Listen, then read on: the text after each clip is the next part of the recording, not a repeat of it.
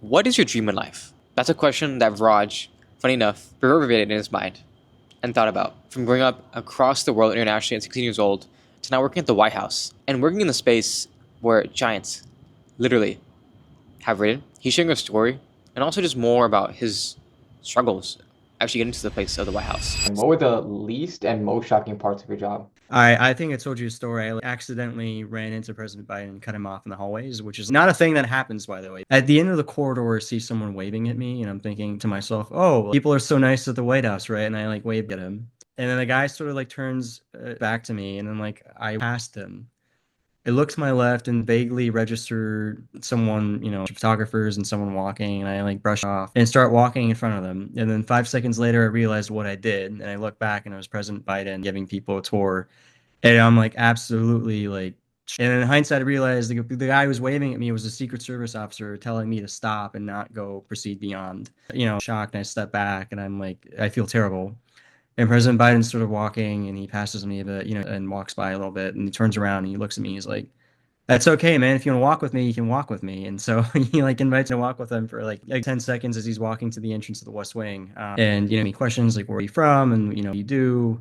And I'm completely shocked. And I think like my even broke at one point. And I'm like completely, but that was like the part of the White House. So like wake up every day and like not just reading about history, but you're interacting with individuals who are making the history and you're helping the individuals who are making history. The worst part about it is not necessarily even the worst part about it, but it's like, the hours working, right? It's like, I don't say it to sort of complain because you really complain about that, right? It's a privilege to work at a place like that. And your bosses are probably working even more than you, right? Like you're working these hours, but your bosses are like, for them, it's a 24/7 job. I mean, for you, 24/7 job, but for them, it's like every waking moment.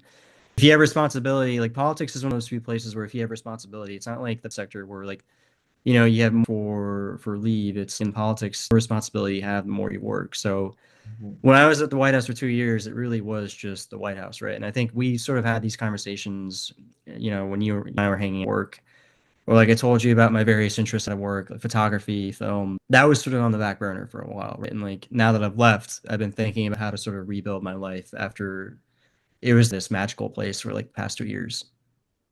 Yeah. Yeah, I mean, definitely always, journey, thinking about how to time realizing like what do I really care about? Because Yeah. 2020 in like what, 7 weeks, March 3rd. And like thinking about like the past year, literally a year I started my by the White House, January 22nd. Thinking about like that journey. And then like after that, I had another internship and like getting accepted to UC Berkeley, things like that. And just like how those have coupled me, only for me to just honestly just turn my back on everything and just do content full time. Like, why did I do that? But to think like it's about rebuilding yourself and using the experiences you have to get to where you want to be next. And I think it's always like we're both in our 20s, so of course like different Exactly. parts of our 20s, but still growing and changing every single time. I think that's like the most fascinating part about this is in our 20s, and we sort of had an experience like that. That it was our privilege to be do that in our 20s, right? Like, I'm still confused about a lot of things I want to do in life, right? Like, I initially told you I wanted to be a diplomat, and I still want to be a diplomat. But I encountered so many different problems at the White House, and problems as in policy problems, right? Like everyday issues that Americans face, and how do you sort of fix that, right? Sort of broaden my scope of things I want to work on, right? Like before, like obviously I was, domestic policy is very, crucial, relevant, but I saw that sort of like it was like a separate world, right? Policy form. I exclusively just want to work in policy, and the two are very related, interrelated, in my opinion, especially, with this administration. So I still want to go into policy. I'm now considering, applying for a master's program right now into the ethics and AI. It's this really cool program at University of Cambridge that I want to do. It's for about a year, and then afterwards I'll figure out if I want to go to law school, business school, whatever it is, or pursue diplomacy. But the way I sort of see problems and things I work on is sort of broad, and I would never have gotten fighting the White House, and I got exposed to a bunch of things that I in my own free time, I don't think I would have spent time reading about, right? Like when I was working in OMB, right? The things I was doing at OMB, I was working in a component of the Office of Management Budget called GGP, the General Government Programs. Basically, OMB, as you know, is the office that puts together the president's budget, looks at his political PCs. How do we fund these priorities? And we sort of present this plan to Congress, right? So my component of OMB, GGP, was responsible for agencies for President Biden's budget, right? Department of Housing and Development, Department of Defense, Department of Homeland Security, Department of Justice, Department of Transportation, Department of Treasury, and Department of Commerce. So every single issue that's related to those 6 departments, my boss was responsible for, the president's funding priorities, which is insane if you think about it, because $400 billion of federal funding that he's responsible for, and he has a team of, he has me, and then he has a team of 50 career staffers, which is a lot if you think about it, to sort of allocate money, the president's political priorities, funding for the priorities to the agencies. I've never, before I got to the White House, I know a lot of, I know that, we need a lot of affordable housing in this space. I know how bad until I got to GGP. Similarly, I didn't know how important commerce funding was. I always chips the battle for chips in commerce was always right, and I didn't necessarily realize how much influence commerce has in foreign policy. So it's that perspective that I got when I got to OMB in the White House that me broadened my horizon. Yeah. I think there's always that notion where, especially going back and looking at, just the sheer amount of that takes to run a place at the White House, but also the sheer amount of learning, the people that mentor you, the people that guide you, and the people that truly do foster that sense of growth and shepherd you through, just in the beast that is the White House. I think there was a quote by Bill Clinton where you hate working at the White House. Ironic, it's funny from Bill Clinton though. Everyone hates working at the White House, but when you leave, the moment you leave, Yeah. and it's just wow. I mean, I still look about my Google photo memories about all the first day of my internship, I did my introductory selfie, take a selfie of everything, maybe selfie taking selfies of, and so really just get everything, mesmerizing it. But I am curious though, kind of talking about that whole work-life balance segment. What was if you want to share, what was the typical hours to hourly basis? Was cyclical by chance? Did you have cycles where you're more hours, less? Did you have weekends off? How was that really like? Because for me, I was working sometime for 40 to 60 in some weeks. Yeah, but I think that's because you chose to do that. What was that? I think in terms of your experiences, you're one of the more hardworking interns. I don't mean hardworking as in the sense that other interns don't do a lot of work. I think in the sense that you're a lot more curious and driven, and so you wanted to make the most of the opportunities available there, right? And I sort of talk about that quote by Bill Clinton, by the way, was I think it was 3 things. When you leave the White House, or it's 3 things. People are making more money, that and they almost miss the work that they were doing at the White House. Mm-hmm. To be that's true in my case, excuse me, because I just resigned yet to find something else, and I am sleeping more though. So I say that because it is a place where if you sort of seek out opportunities, you're surrounded by some of the smartest people on the planet when it comes to the allocation of the concentration. Sorry, they're very smart people in one, right? So if you're driven like what I did, this is the advice I gave you: email people that you're interested in working with, right? Or you're interested in learning. You send out 30 emails to 30 people. At the very least, 10 will get to you. Maybe you'll meet 5 of them, but those 5 people, 1 or 2 of them, if you sell yourself, they will give you an opportunity to work. And that's how Washington, D.C. as a whole works. So it's not a place to go to the White House looking for work-life balance, if that makes sense, right? At least for that 1, 2, 3 years that were there, looking for work-life balance. At the same time, it's very easy to get burnt out. I remember when I was working in Congress, I got burnt out because I was working a lot. For better or worse, I was a full-time staffer, even though I was only a legislative fellow there in the Office of Congressman Barbara Lee. When I was working at OMB, largely because I had an amazing boss who sort of understood the value of work-life balance. I had a much better work-life balance, but then when I was working at the NSC, it was insane. It was intense. Mostly because the office I work in at the NSC, it's called the Executive Secretariat, where basically it controls the flow of paperwork that the president, right? So think of all the classified materials that go to the president in terms of matters of policy, defense policy, intelligence products, and you're sort of coordinating that amongst all the branches of the government, right? So anything that State Department writes, anything our intelligence, the IC community writes, the DoD, all these products that go to him, you're sort of coordinating and you're getting them ready from start to finish, and you're presenting it to which on paper sounds simple, but that in itself is that's a job. That's an intense job because it's a 24/7 thing, it demands the president's attention. You are putting together products that, that come in at various times throughout the day. It's not just something you can do 9 to 5. So it was a very hard job. Or 4 or 5 others in the office, like me, staff officers, and you have you basically have schedules throughout the day. You're in the morning shift, you're working the night shift, you're working the mid shift. So Give me yeah. Sorry, you ready to go again? Or Yeah. If you need to step out, let me know too. okay, all right. I don't know if are you gonna cut this out or is it I'll like cut it out when I'm editing. okay, sounds good. Sorry about that. So ready when you are. Good. So anyways, like, you basically have staff officers and who are like helping to do this work, and you have your bosses, but you're working on a shift schedule, right? You're working and it changes. Like the morning shift, it could from 7 to 3:30. The mid shift is from 9 to, and then the night shift is from 2 p.m. to 10:30. But in reality, always you're there at least an hour after work doing things that require work, right? And sometimes you're short staffed, so because of that, you're working long hours. So my tail end of the White House was working a lot, like more than my old colleagues, like at least confidential assistant like colleagues were working at the OMB. But again, that's something I chose to do, right? Like I went into the NSC because of that foreign policy making process, and the executive secretary of any agency is like the body that sort of controls the flow of information to level principles. And when you're at the early end of your career, early start of your career, and you're sort of figuring out what to do, working at a place like that is amazing because it's giving you access to high level leaders who they make great. And that in itself is a learning experience, but obviously that comes with long hours. And so I have mixed feelings about the work life balance in terms of doing everything, but I do have advice in terms of, like trying to create a semblance of a life outside of an intense workplace like that. And that's have some hobbies that you can sort of do that, bring you joy.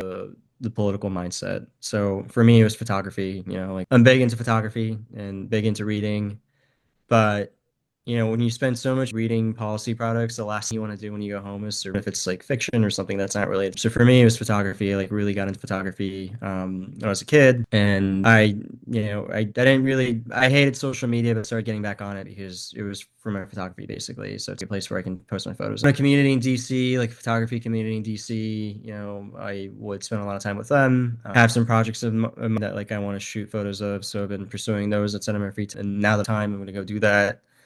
And that's something you realize the value of having, like even if you have a job, even if I go be a diplomat down the line or whatever it is I end up doing, it's good to sort of have separation. And DC is notoriously a town for, you have a lot of people who sometimes have a very hard time separating themselves from their work. Yeah, I see that. Maybe even I'm part of that majority sometimes. Maybe the right environment for me, but I do see that not just in like the cities of the East. I see that it's typically just in cities, and like I see people in LA talk about their long work hours in the entertainment industry, or people in SF, founders working every day, literally not even sleeping. So there is the whole connotation too. Yeah, Curious. I do have to say one more thing about that. Like in my experience, all the best bosses I've had so far, right? I've had interesting bosses in DC, let's just say that, right? I've had amazing bosses and I've had yeah. So all the best bosses I've had are bosses who sort of realize that they are having somewhat of a work-life balance themselves, right? Mhm. Like they realize the importance of having passions outside of your work. You met Joe, my old boss at home, boss I've ever had, and that's because he has interests and passions outside of work. Like if you think about it, he had a very monumental job allocating $4 or $5 million of the president's funding, but like he had a life outside of work. He had interests he pursued outside as possible. He was obsessed with film. We had a lot of conversations. Like, has lived a very purposeful life, not just when it comes to his work, but outside of work, is the relationships in his life. The people that are close to him. So the other thing I sort of focused on when I was working in DC, right? I did the jobs I did and was in the White House is if I ever find myself in a position of power like that, if a position, not even a position of power, but a position where I'm overseeing staffers, right? And I'm overseeing the well-being of people working under me, what type of boss do I want to be, right? It's sort of understanding people's flaws and giving them the room to breathe when it comes to their lives outside of work. Yeah. Yeah, no, definitely. That's a huge thing. I know we're like close. Like two more questions. If you want to hop back on it, that's cool. No, no. I mean, at the end whenever you need me. So Okay, you I'll tell me. send you a new link so that we can just keep this going. Let me stop Sounds good. recording and restate it.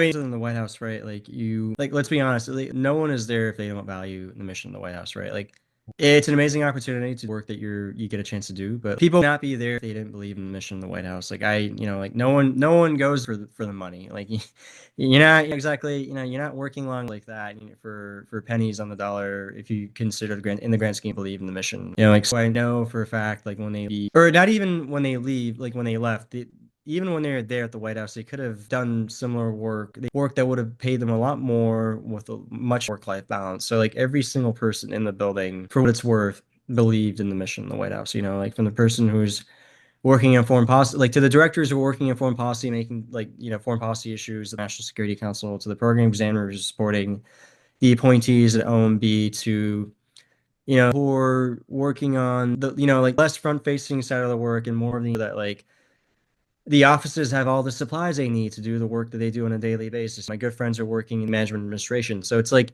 every single person who's there believes in the mission of the White House. Like I don't know what else to say besides that, because again, you don't go to a building like that if the vision that the president of the country or making a measurable difference. Like I have this photography project of mine that I'm actually trying to get off the ground. Basically, I think I told you about it when we were there together at the White House time. Whenever people think of like high level decisions at the White House, like they think of the president, they think of the cabinet members, they think of this really senior people you see on day, right? But like you and I know that like yes, people are calling the shots, they are the ones making the decisions, right? But kind of like Congress, the people who are doing work of everything, it's not them, it's the people who are in the background, right? The people, the everyday staffers who are in the trenches doing the research, coordinating all the decisions, coordinating all the information, sort of presenting it in a makers can choose, make decisions from. And one of the very interesting things, and one of the things that like I was very proud of for the Biden-Harris administration, the level of the diversity of viewpoints turned to great. People level, the confidential assistants, the special assistants who came in backgrounds wouldn't necessarily think of like yes, there are people who came from Yale, Princeton, etc., right? But then you also had people who they had to lose by being there, in the sense that like I've had friends of mine who like obviously I'm not going to name names, but like friends of mine who grew up whose parents are undocumented. They're very much like they're sole breadwinners to their families, and they could have easily gone into the private sector times more than what they were for a better work balance, directly supporting it, because they really believed in the mission of President Biden's vision, and they believed in making this country a better place because of the way that their families suffered. That they decided to spend their 20s doing this instead of a financial safety net. It speaks to the level of the caliber of people who are there, and the way they believe in the White House's mission. So yeah, I mean, Definitely. I mean, I even at the intern pay, there it wasn't as glamorous as maybe the consulting gigs, but and through the same. But what matters most about that was the mission, the impact that you made working for a place that where you millions of Americans' lives, even beyond that. right. Yeah. Just And I guess that was like the point of this photography project is to tell the stories of these staffers who like sort of gave so much to be there, right? Like people who again could have easily gone to do something else, and they could have easily succeeded in that profession. Then they came here. I want their stories, the hurdles they overcame, that their families overcame to do the work that was needed to make this country a better place.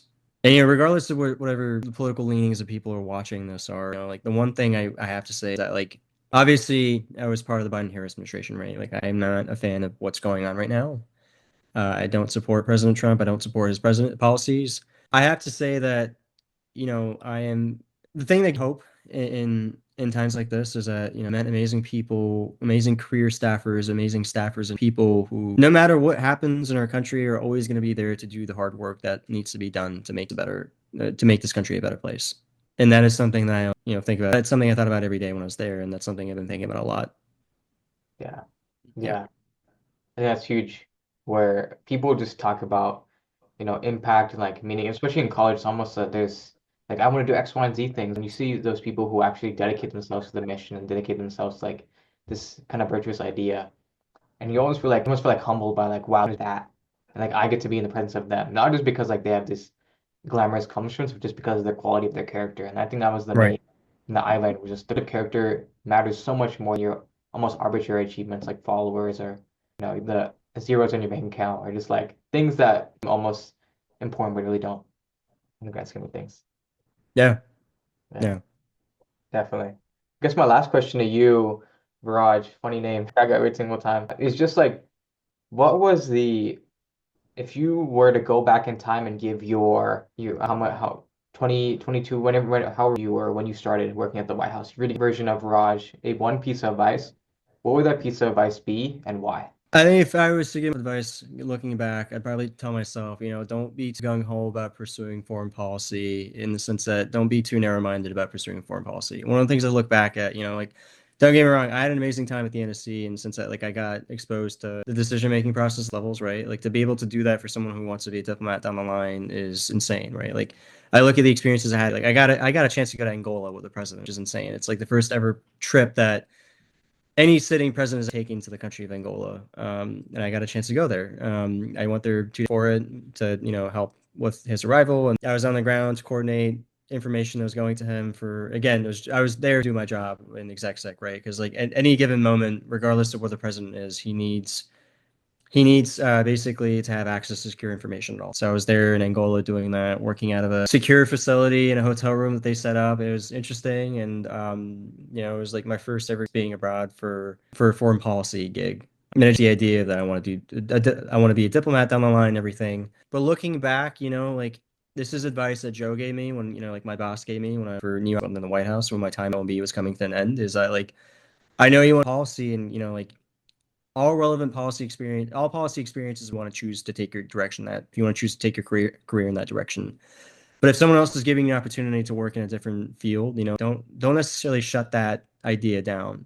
A lot of interesting opportunities, chances to sort of work in directions that I never really take my career in, right? And looking back, I wish I was more open to that, if that makes sense. Like there are definitely policies that, would have been a domestic portfolio. For example, there was something that gave me a chance at the Council of Economic Advisors. That, like looking back, it was even though it was only like domestic policy, looking back, it would have been very interesting for me to do, even if I didn't want to do the rest of my life. That being said, I do have, contradictory advice to people who are watching this in the sense if there's a beat that you want to write and if there is something that you really want to do when you're Washington D.C., you're working a place like Congress or the White House or whatever policy circle that you're in. I was working in Congress. I was working in healthcare policy, right? I was never supposed to work in foreign policy. Like, I was supposed to work in healthcare policy. It just happened because the fellowship organization was working and placed me in that with that opportunity. Obviously, I could have been like, no, I'm going to do this. I don't want to work in healthcare. But then, I would have lost out on experience at working Congress. And at the time, I didn't really have a lot of options. So I decided to do healthcare policy and I tried everything I could. And I was in the one who was actually writing healthcare policy for the office. So I was like, I'm a fellow, temporary fellowship, and this is great. I'll learn a lot. I took the experience, right? After the experience, I had a great time, but I realized like, no, I still miss foreign policy, right? Like everything I want to do, I still want to go and pursue foreign policy. And I networked my ass off. So many different people who are like, you're not going to get a chance of working foreign policy. It's a very hard thing to break into, like let alone like the Congress and go, it's a hard thing to do. And you've done this, like, don't be too picky with, the things that you're given. And, if I were you, I'd just go continue doing policy work in an area where you can get it, right? Feelings about that because you're going to meet a lot of people if you're networking a lot. You're going to meet a lot of people who sort of it's not advice that's given malicious intent, right? It's advice that them and they're giving it to you because if you sort of like that from their perspective, you're just some kid who's getting coffee with them and like in the 20-30 minute that you're given, you're telling them your life and they're trying to do their best to sort of assess you and then give you these that work for them, right? So I met who were just like, no, don't go do this thing. Like do this job because you like it's too much of a risk to go do it. And I was like, I thought about it. And you know what? That's solid advice. I get where you're coming from, but at the end of the day, I still want to do foreign policy. And looking back, if I to some of those people, I don't think I would have gotten a chance to come to the NSC. I don't think I would have gotten a chance to go to Angola. Like I don't think I would have gotten a chance to end my career at the White House with amazing experience at NSC, understanding how foreign policy decisions are made. So it's a bit of a contradictory advice in the sense that, like, I think when you're initially starting off in your career, right, like you can't be too choosy when it comes to given, right? But after a while, there comes a certain point in your career where, like, if you're very gung ho about doing a certain thing, then I say go for it, regardless of what people tell you. Because at a certain point for me, the calculus was like, I'm 27 years old. If I don't make the jump now to foreign policy, like, when am I going to do it, right? Like, so I decided to basically start all over again. I say start all over again because the position I did at a lateral move, not not a higher move in terms of the responsibilities I had. I was, given the opportunity to do some policy work, like actually do some work, not like, like dabble here and there, depending on who my boss was, but like getting a chance to actually do policy work. And wanted to go to the NSC. And in some ways, it was a lateral move. And I don't, like some reservations. And even now, certain things could have been better, but I regret that because I got that experience and it opened a lot of doors for me in the future. It will open a lot of doors for me in the future. So it's a town where you sort of have to be at a certain point. You also have to be adamant what you want to do. Yeah. And I think that's the biggest thing where, everyone is just, they're lost and they're feeling. And there's nobody who I've heard, at least in my opinion, there's no one made it unless they feel like that way. Because you have to be at the certain, almost your core ethos has to tell you one thing, well, you have to think, and you have to just understand, certainly where do I want to go next, but also what is that true vision of what I want to do? And it's not really through like sticking yourself to like maybe one major, but it's just like exploring different things and finding out what really compels you to be the best version of yourself, at least in my opinion. Right. No, So, I mean, hit the nail on the head. And if I can actually add one more thing to that, if we have time, this is something I learned the hard way in Washington, D.C., but like, maybe it's advice to the people who are watching this. If there's anything that they take away, you're going to meet a lot of you're going to meet a lot of characters in D.C., right? You're going to meet a lot of people who are very, very helpful, some of the kinds I've ever met in my life. And you're also going to meet people who, you think that just because they're bosses or they're in a position, or they have a position of responsibility to preside over you, um, they might help you, and you might meet people who won't necessarily help you in the ways that you imagine, right? I would get, if I had advice to myself, like if I had advice to myself, not just to my younger self who started at the White House, but even in Congress, I would tell them to get phased by people who don't necessarily respond to your emails, who are not as helpful as you thought they would be, right? Because you're going to meet a lot of people in DC who are helpful and open doors for you, and learn to identify those people early on in your career. Learn to identify mentors or go to the mile for you, and then do amazing work for them, and and cherish those people. mhm. And on top of that, if and when he gets a similar position of power, remember that, like remember to, if another intern comes to you one day and asks you, hey, can I get 5, 10 minutes of your time? Like the way to pay it forward the way to pay it back is to, if that makes sense. So I always made it a mission of mine whenever someone came up to me and said, got coffee, I was like, yeah, absolutely. If I can help you out in any way by connecting you with one person to another, then, because I would not be here if it wasn't other people who helped me get my foot in the door. For that, like, the fellowship organization that brought me out, Apex, they're amazing. And like I try to pay it forward by being a mentor to current fellows in the fellowship organization. And then I try to pay it forward by getting coffees with people who ask me for their time. And yeah, and don't be fazed by people who aren't helpful as you thought they would be. Because it's full of interesting people, and some are very helpful. Some, no point losing sleep over people who aren't helpful. Yeah. Like I remember watching, what was it? It was like the Backstreet. It was like some movie about like a gangster and like he adopts like some kid, but it's like some interesting quote.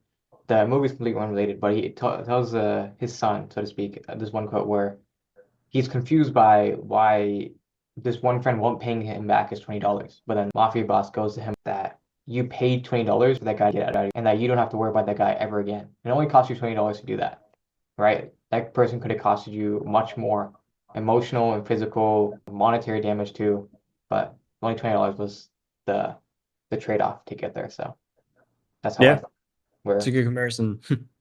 so yeah. But Viraj, thank you so much. It cracks me up every single time I have to see that.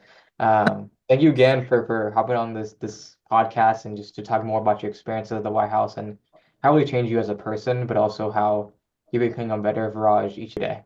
Oh, thank you, Viraj. Thanks for having me. This is, let me know if I can do anything else down the line. And thanks for talking to me about my experiences. It's the first time I ever did anything like this. So it was a very interesting exercise. Thanks for that. Of course, hoping not the last. Take care, dude. Of course.